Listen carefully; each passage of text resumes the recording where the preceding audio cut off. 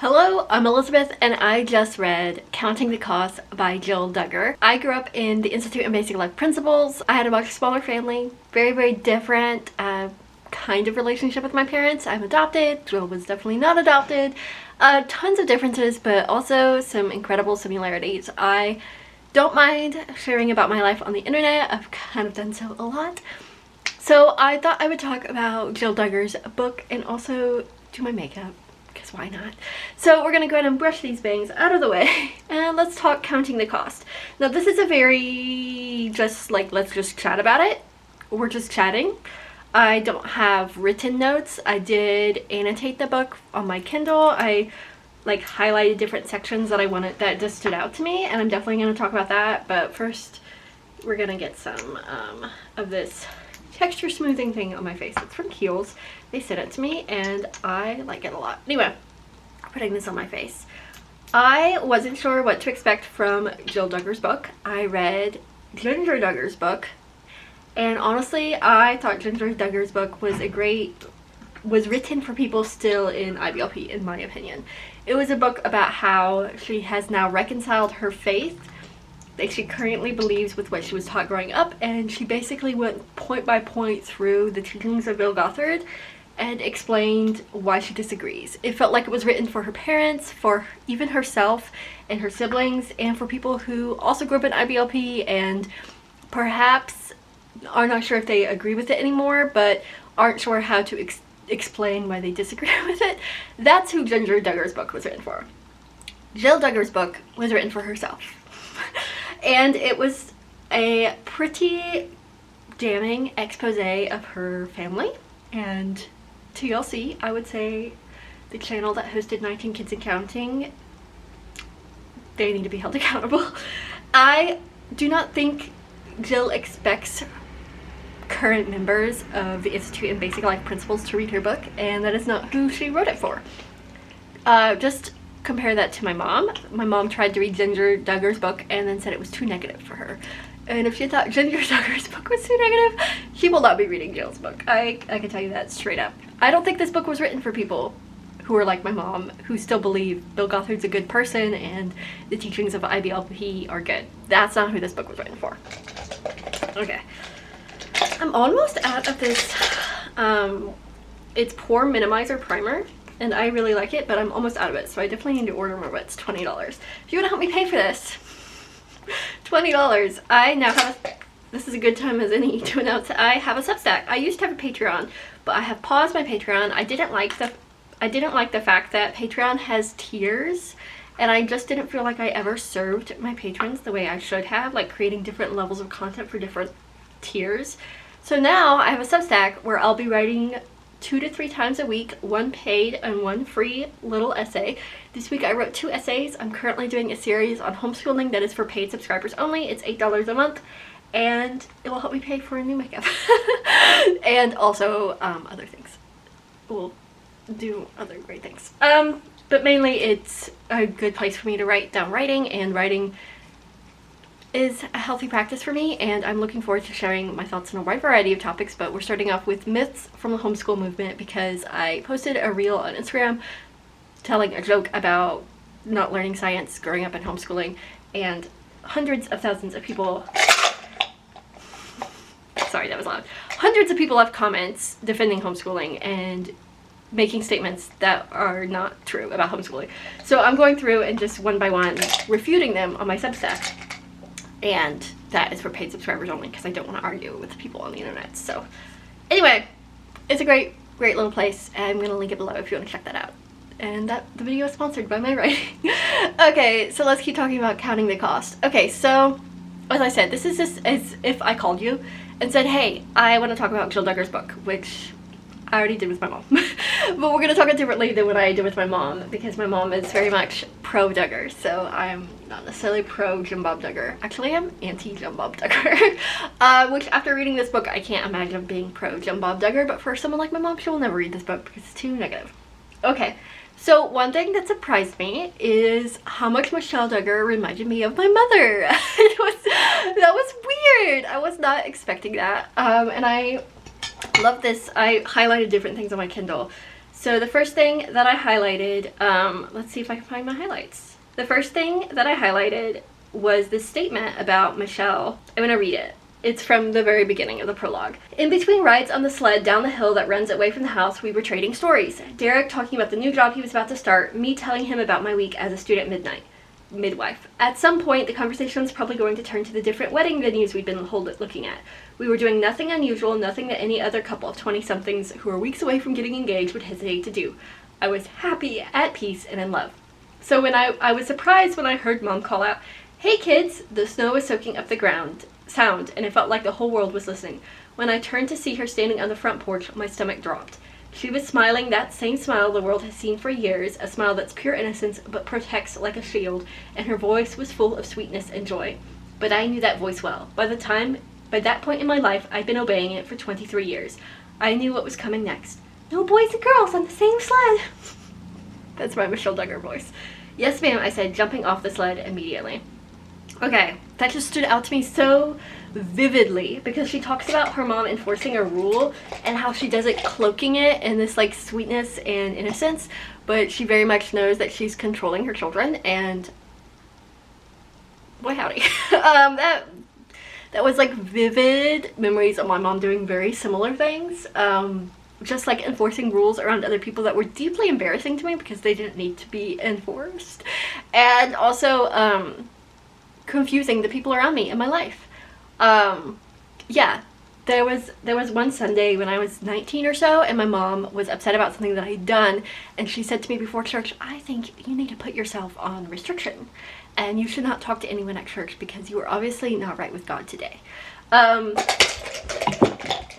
keep knocking over my makeup. That was my mom's opinion of me that day. So when I went to church, it was a meal Sunday, which meant other people were eating at church. Like, we'd all brought food and we're gonna share it. And I went and got my food, and my mom and I made eye contact, and she knew that she would not have to make sure I didn't talk to anyone, that I was going to follow her guidance because I obeyed her. And I had my whole, like, I was very well trained in obeying my mom. So I went to a quiet corner of this house that we were meeting at. So we went to a church that met in a home. Oh, I forgot my primer. I always forget this. I'm sitting there in this dark room, eating by myself, completely alone, not talking to anyone, honoring and obeying my mom, and one of my friends came in, and she said, "Oh, Elizabeth, it's good to see you." And I said, "Andy, I love you. You're like one of my good friends, but my mom asked me not to talk to anyone at church today because she's unhappy with, like, my attitude or something like that." And I remember I had to tell my friend this, and she looked so confused. She was like, "You're not allowed to talk to people? You're 19. And I was like, "Yeah, but, like, Mom felt like I disrespected her this morning, so I'm on restriction." And that was like one of the last times Andy ever came to my church, if I recall correctly. It was so weird. Her family wasn't in IBLP. They just visited our church, and our church wasn't an IBLP church. There was just a lot of people in IBLP at my church. And I remember her being so confused and being like, "Oh, okay." And later she told me she told her mom about it, and her mom was like, "Well, Elizabeth's like, I respect that Elizabeth respects her mom." But it was just so, like, my mom didn't need to enforce the rule. And I remember her confusion and, like, how confused she was that my mom would order me to not talk to people at church. And that was such a normal thing that had happened since I was like 10 or 12, that if my mom wasn't happy with me, she would say, "Today you're not allowed to talk to people," and I wouldn't be allowed to talk to people.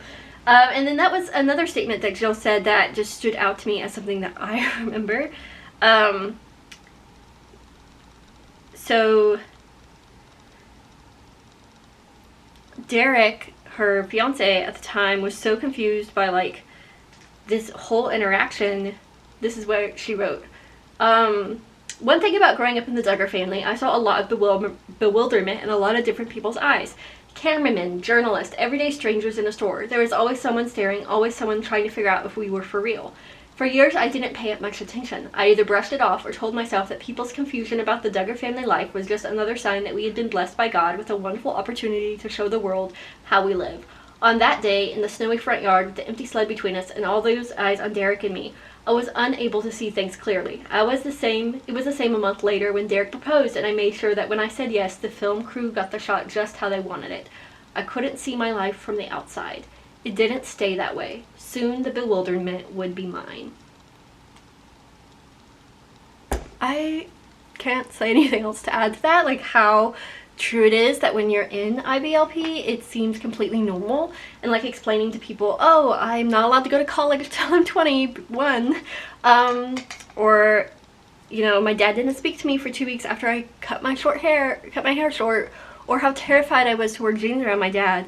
That felt all normal from the outside, and like people would be so bewildered by it, and I could not understand their bewilderment. And Jill talking about that felt so seen. Honestly, this book made me feel so seen in a way that very few memoirs have ever. There's only been a couple books that I've ever read that have made me feel as seen. Anna Green Gables, Say My Name by Chanel Miller, and now Jill Duggar's book, Counting the Cost. Very interesting array of literature there. Okay, so that was, it was just, I just like felt so seen by Jill in that moment.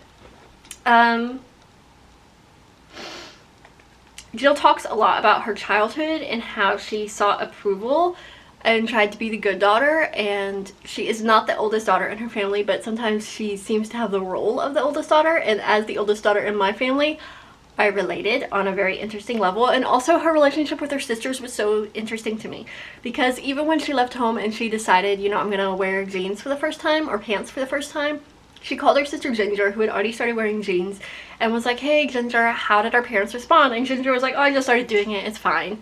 It's not that big a deal. But when Jill did it, her dad was furious and said, well, at least Ginger told me, and like called her out on that. And Ginger didn't warn her. Oh, I had a conversation with him about it. And I was like, yes. And I think it's different expectations for different children. Honestly, my dad did not expect my sisters to always wear dresses, because they were always like asking him why they couldn't wear jeans. Whereas for me, he did. So when I wore them for the first time, he was much more upset about it than when my sisters did.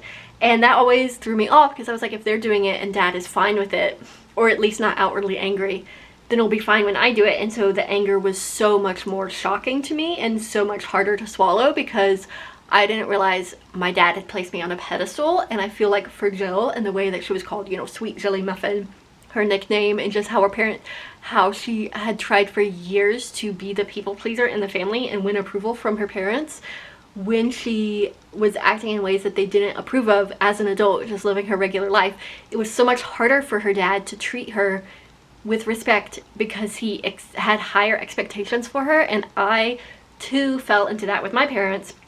When I, you know, very first started wearing pants, I was wearing khakis. They were khaki capris, and they went past my knees. They were like mid-length khakis. Like, they were ugly. And I was wearing them to the Creation Museum in the Creation Museum in Ohio. And my sister was there, and my sister is in short shorts and a tank top. Like, very much not the rules, you know? And then here am I in like a very mousy looking t-shirt, you know, full sleeves, like up to my neck, and I happened to wear khakis, and my dad was so angry at me and not talking to me and having a fine conversation with my sister. And I was like, what is going on? Why is he treating my sister, who's dressed so much worse than me, fine? But for me, he had higher standards. He's like, you're the one who always obeys the rules, and I expect you. Like, the expectation that I would always obey the rules was so much harder than on me than it was on my sister, who had always been like, I'm never gonna obey these rules. So that was really interesting. Also, Jill talked about how she went to Silver Dollar City and her parents were there, and how the whole time she was trying to hide the fact that she was wearing pants. And I wanted to laugh, because I did the exact same thing. I would like take pictures with friends, and I would be wearing like something like pants or something like that, and I would like go on Facebook and crop myself like from the waist down out. And I would try desperately to not show that I was wearing pants. I kind of am doing the same thing right now, because I got a tattoo in Ireland, and it's one of my favorite tattoos. I only have two, but I love this tattoo. Anyway, I'm really glad that I got it, but I'm always like, whenever I post pictures on Facebook, I like double check that you can't see my tattoo, because I'm worried that my parents will see it and react harshly, even though they know I have a nose ring. So, I don't know. But I haven't seen my parents since 2020, and I'm nervous about them noticing that I have a tattoo. That's just the way it is. Okay. Also, Michelle. I actually got so much more empathy for Michelle in this book, which I was not expecting. I've never really cared for Michelle. And I guess I blamed Michelle for things that are actually Jim Bob's fault. But Michelle stood out to me so much through this book. So there was her sweet saccharine voice, of course, is annoying, and a lot of ATI moms, like my mom, tried to emulate it to some degree. My mom was never very good at sounding calm when she was upset. But Michelle acting as the mediator between her dad and Jill as Jill became an adult was so achingly familiar and so painfully familiar. It is something I've experienced with my mom when my dad gets very angry about my life choices as an adult. My mom will try to mediate, and she'll talk to me on the phone and pass on things to my dad, and then like try to cover up different parts of my life so that my dad doesn't like get upset about it. Doesn't really work, but she tries. And then she'll apologize and she'll say, oh, your dad was very angry about this, he's calmed down, he's recognized that he reacted out of anger, and he loves you. And she will constantly like try to remind me, oh, your dad loves you, he was angry at the time, but God convicted him of his anger, and he believes your lifestyle is wrong, but he loves you. And that kind of conversation is echoed a lot in Michelle's interactions with Jill. When Jill called her dad to tell him that she was getting a nose ring, and then her dad didn't answer the phone, so she left him a voicemail. When he called her back, he left her a very, very angry voicemail. And then Michelle later called her and said, I'm so glad you didn't answer because your dad was not in the right frame of mind to talk to you, but he's, you know, he prayed about it, he's calmer now. And I was like, honestly, that sounded like a script out of my mom's handbook. The way IBLP women have trained themselves to react to the negative emotions of the men around them by covering for them is honestly nauseating, but so familiar. And it was kind of weird. I was like, wow, Michelle and my mom have a lot more in common than I ever thought. I was like, I always thought of Michelle as just like a furniture, piece of furniture next to Jim Bob. She always had this like complete subservience to her. But reading this book, she has some backbone, and I actually admired her more, which is probably not healthy. But I was like, yeah, ATI moms have to deal with a lot of shit from men in their lives, and even if they biblically still believe all this terrible doctrine and stuff that causes them to be in IBLP, the way that they react to it is admirable. Like, they maintain they have to cover up their own sense of identity so much, but when it comes out, you admire them because you rarely get to see it at all. So, for example, when the deadline for Jim Bob to hand over the contract was approaching and it didn't look like he would give the contract, who is the one who went and got the contract and gave it to them? Michelle. She's the one who drove to their house at midnight, knocked on the door, and was like, here's the contract. And I could not tell from reading that if Jim Bob knew she did that or if he was just being so completely stubborn. But there are times in my life that my mom has done similar things. When my dad has been like so completely stubborn about his random like beliefs and it's harmed his children, my mom has stepped in covertly. Like, sometimes it's not clear if my dad knows she's doing this or whatnot, but she is the one who's reached out. And like when my sister had her baby out of wedlock, my mom is the one who was like buying things off the gift registry for my sister without telling my dad, because she was like, this is what I'm gonna do as a mom and soon to be grandma. And I have to admire my mom for things like that. And I saw Michelle doing that, and I think it just speaks to, like, you can try as much as you can to cover up someone's sense of identity, but it will come out when their children are threatened. It will eventually, like, you can only push people so far before they will do what is like what they know they need to do as a mother. And mothers are, that's what the way moms are.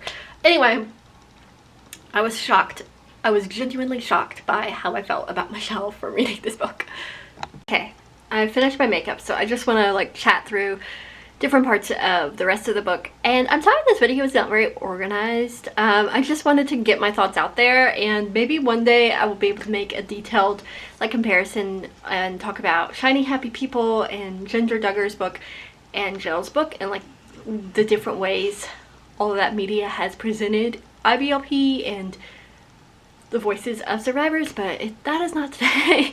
But if you want me to make that kind of video, let me know. It's gonna take some time to like process that, like write a script for it. This is unscripted, if you can't tell. So I want to talk about what would probably be the elephant in the room, which is Josh Duggar. And I felt like Jill did an incredible job as a victim and survivor of approaching this subject in a way that honored her boundaries.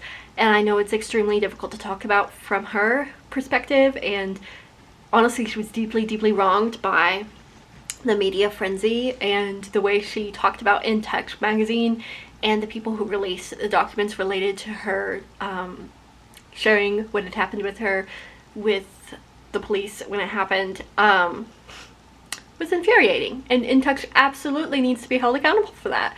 I thought it was very interesting when she said she does not blame her parents. She solely puts the blame on Josh and the people who allowed that information to be released. But I will say, I personally think her parents should be held accountable for knowing this had happened and allowing their children to become public figures, knowing that this kind of information could be leaked at any time to the public, that there is never really any guarantee that once you're a celebrity that this kind of sordid gossip won't become public. They knew that, and they still chose to protect their son over their daughters. And Jill talks about that. She said she realized when her brother was sent to rehab and her dad took all of these steps to prevent the paparazzi from her brother getting access to her brother and spreading celebrity news about her brother, but he did nothing like that for his daughters when their trauma became entertainment news. And she says, like, why wouldn't he help me? Because it was clear, even though she didn't say it, he does not value his daughters the way he valued his oldest son. And she deflects from blaming her parents, but I will blame Jim Bob. I will say he is an absolute piece of trash, and he knew that his son had done this, and he valued his son over his daughters and protecting his son from true consequences, to the point that Josh was allowed to continue to harm people in his life. He continued to show that he had absolutely not grown from the horrific things he did as a teenager, and that it was a joke to him, and the fact that he was sitting around laughing at while they were talking about what to do and how to respond to it publicly, and Michelle had to turn around and snap at him and say, why are you laughing about this? This is no laughing matter. Like, this is completely your fault that this happened, and now it's being released to the public. And he had the audacity to be sitting in the room when Megyn Kelly was interviewing Jill. And I was just like, that's cartoon level villain shit right there. Like, to have your abuser in the room while you're defending their behavior to a national audience is absolutely horrific, and no one should have to go through that. I'm angry at Megyn Kelly for allowing him to be in the room with his sisters when they were advocating for forgiveness for him. With him there, they were under this intense pressure that they wouldn't have been if he hadn't. Like, they were already under enough pressure as it was. He should not have been in the room, because I know for years when I saw my abuser in public, I would literally clam up and be scared of him. Even though I no longer lived with him, even though I was in an environment that was much safer, that he did not have access to me, if I saw him in public, I was scared of him. I did not go to my own grandmother's funeral, my great-grandmother, who I deeply loved, because the person who had protected my abuser and covered for them was there, and I was terrified of facing them at age 18, since I hadn't seen them since age 13, and it'd been 5 years. I was just terrified of them being in the room, and like, I could not face them, and I can't imagine like having to go on national TV and try to defend and publicly forgive your abuser with your abuser in the room with you. And I think TLC, Jim Bob Duggar, and Megyn Kelly should all three be held accountable for that. That's just absolutely horrendous, and they deserved much, much better. So yeah, that's my opinion about that. I think Jill does an excellent job of showing that her brother is beyond redemption at this point, and he absolutely deserves to be in jail for the next decade, and he is a threat to anyone around him, and he ruins everyone he comes into contact with. Literally ruins them, with his own selfish behavior and action. It was really weird that he was sent to rehab, sex rehab, I guess, and then when Derek was like, I'm gonna have a beer, her dad was like, Derek, do you want to go to rehab too? I'm sorry, that was actually funny to me because that is the way independent fundamentalist Baptists think about drinking it. You taste beer, you're an alcoholic. Honestly, when I read that, I laughed out loud. I was like, that sounds like my dad and Jim Mom at the same time. That was kind of funny. that was kind of funny. Other thoughts. Jill's therapist is a hero. Applause to them. I think her therapist is a remarkable person and honestly incredible. And I have never watched Counting On, the Jill and Derek's show with her other sisters, and I've never actually watched the original show because I didn't have a TV in my household growing up. We heard about it from people like, oh, you know the Duggars, and then we'd go to IBLP conferences, and my mom bought the Duggars book, and like the Duggars were like revered at IBLP conferences. They were the model family that Jill talks about, and I knew the Duggar girls from Commit and Pre-Excel, Commit, and Journey to the Heart. Like, I interacted with them at all of 3 of those locations, like 3 of those things. And I will say that they were always very extremely reserved. They were very nice people, but they were very reserved. And as I was reading the book, I realized how much of that reserve was just trauma, and her dad was like constantly warning them to not talk about their family publicly, to not spread discord among the brethren, and imparting this like fear that anything they said could harm the show. And I was not on TV ever, but I definitely know that kind of level of secrecy was very prevalent among ATI families. That was, my mom would say, you know, if we did something at home, to never tell other people because they could get, like, if we were allowed to read a certain book and other families weren't, then their children could become jealous of us. Or if we had pork and this other family did not have pork, then we shouldn't tell them that we ate pork. We didn't eat pork, but let's say we did. Or different things like that. And that kind of secrecy did not just exist in the Duggar household. IBLP families were basically temples of secrecy. That's the only way to describe it. Anything your parents did that you knew you weren't supposed to talk about. So the fact that my dad duct taped my mouth shut, or that we would be put on these specific horrific cottage cheese diets where we were only allowed to eat cottage cheese for weeks at a time, or my siblings and I were like tied together with a rope, or my glasses were taken away, and I'm almost legally blind, so that was like extremely disruptive. We knew we were not allowed to talk about that outside the home, and it wasn't because we were told, it wasn't like, we know we're doing wrong things, so don't talk about this. It was, you're not allowed to, and if you do, then like other people will judge us and they won't understand, and you'll be spreading discord and gossip, and the Bible says to not do that. And the way in the Duggars, it was like 100% worse because they were on national TV, and so anything they said could look badly on the TV show, and the TV show became their source of income. And Jill talks about, you know, before they were on TV, how they had tuna casserole and these gross foods, and yet when TLC came around, they had really good food to eat.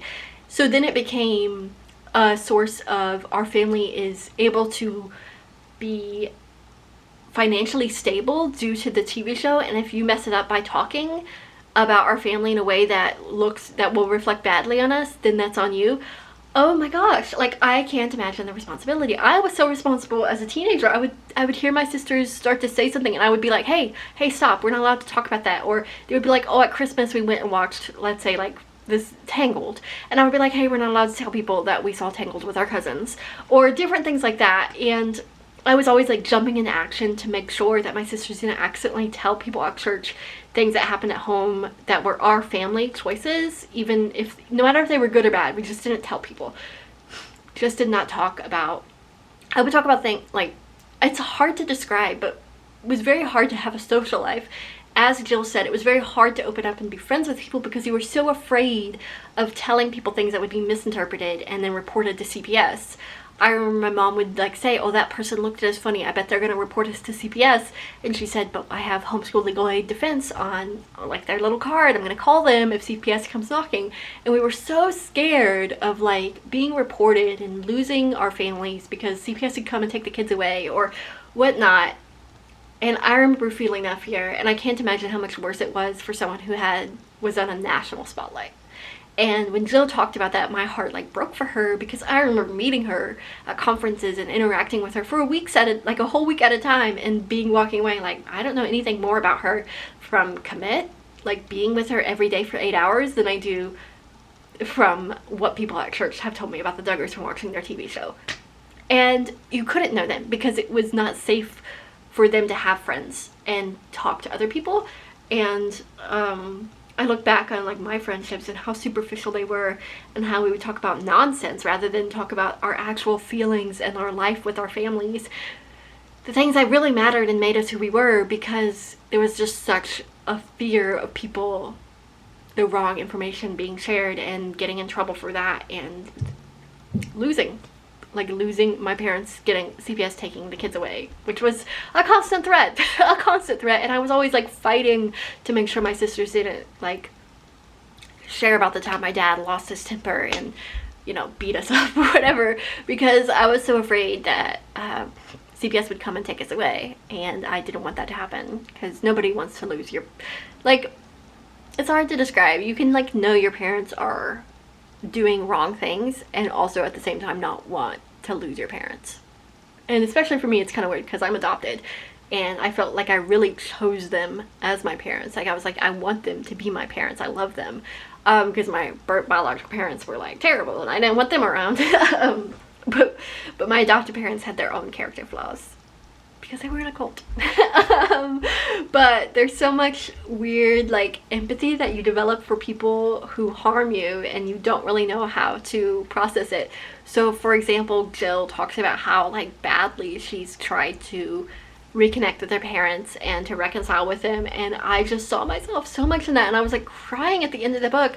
And I know a lot of people are going to be like irritated with Jill and feel like she is catering to them and speaking of them in a way that, you know, it should all be negative. Jim Bob, you know, committed tax fraud and lied about paying her $130,000 a year and absolutely stole money from her and Derek and treated them like employees instead of his family members, and like he was so completely effing controlling, and so like you just wanted to like take the man and yell at him.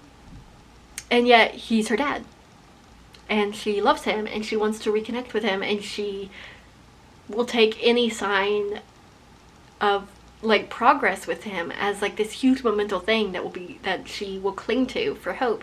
And I 100% felt that. I was like, oh my goodness, when my dad is like not upset with me, it means so much when I can post a picture on Facebook and my mom can mention it, and I know that I'm like dressed in a way that they don't approve of, or my hair is shorter than they would like or whatever, or when I mention that I didn't go to church on Sunday and they don't like lose it. It feels like such a monumental, huge, good thing, and other people are like, oh, cut them off and walk away. But honestly, that is completely freaking hard, and I have met very few people in their lives who have gone no contact with their families. Very few people have been able to do that. And I think the tension of little contact to long distance contact, which is what I have, like very long distance contact. I haven't seen them in person in 3 years, and I don't have any knowledge that I will see them anytime in person soon. That is that's the only, like, that's the emotional balance that I don't want to go no contact, but to maintain my physical safety and emotional safety, I have to go long distance contact. And our culture just isn't very open about that. If you have to cut off your parents, very few people talk about that publicly, and we glorify our families. I mean, it's good. We love our families, but it's all about, you know, going home for the holidays and, you know, your dad giving away the daughter at the marriage and the Publix ads. I live in Florida, so these stand out to me, but like the dad-daughter relationships in those ads make me cry. I like will be at work and I work in TV news, so I'll see them on air and I will like start tearing up. When people have to set these really strict boundaries with their parents and protecting themselves in this way, it's very rarely presented in media. It's very rarely talked about, and typically it's like, oh, my daughter-in-law is bitter and hates me, and so we don't have a relationship with our son. Literally so much of family estrangement seems to blame a daughter-in-law. This is one thing I've noticed, and I just think the open, honest vulnerability that Jill shares in her book is so needed, especially for survivors of extreme fundamentalist cults like Jill and I. We're both in very similar situations when it comes to parents in a cult. Of course, my dad didn't own a multi-million-dollar family business that profited off of my marriage, childbirth, and pain like Jill. But he doesn't know how to have a relationship with me outside of controlling me, and I feel like Jim Bob is very, very similar in that regard. He doesn't know how to have a relationship with his children if he's not controlling them, and it's very hard, very, very hard to talk about that publicly, because you still love your parents, you still tell funny stories about them, you still want the best for both you and your parents. My dad is graduating from law school next year. I want to go to his law school graduation. I want to be happy for him. But at the same time, I don't know that I can ever be myself around him completely without feeling afraid of him in some way. So, yeah, that is my thoughts on counting the cost. And this was a mess. It was just like, literally, if I just called you up and chatted about the book, which is basically what this video was. I'm not going to edit it that much. I'm just going to put it together and share it. And I hope y'all get a chance to read it, because it is a good book. It's vulnerable, it's honest, and Jill and I are in very different places with our relationship with religion, and I disagree with her about certain topics, especially when it comes to how we treat transgender people and LGBTQ plus people. I don't know that she's embraced equality in a healthy way that way, but I am very proud of her for sharing her family story and sharing how her life has gone after she has gotten married and left the IBLP movement, and how she has fought and fought and fought to reclaim her identity in the middle of a very turbulent, toxic family environment, because she deserves peace. We all deserve some peace. We shouldn't be burdened with our parents in the way that Jill has been. Like, the weight of her parents' expectations and the responsibility of covering for her brother and his absolute abhorrent illegal behavior. Nobody deserves that. So I only wish the best things for Jill and Derek, and I wish them love. I hope that they're able to continue to heal and to continue to thrive, because they only deserve that, and so does everyone else who grew up in IBLP and is now reckoning with parents who embraced a cult leader and a cult movement that harmed their children, because it really did hurt us a lot. And so let's all follow Jill's example and go to therapy. Honestly, the best endorsement for therapy was Jill's therapist. What an incredible therapist. Maybe I need to go back to therapy. All right, I'll see you guys later. See ya.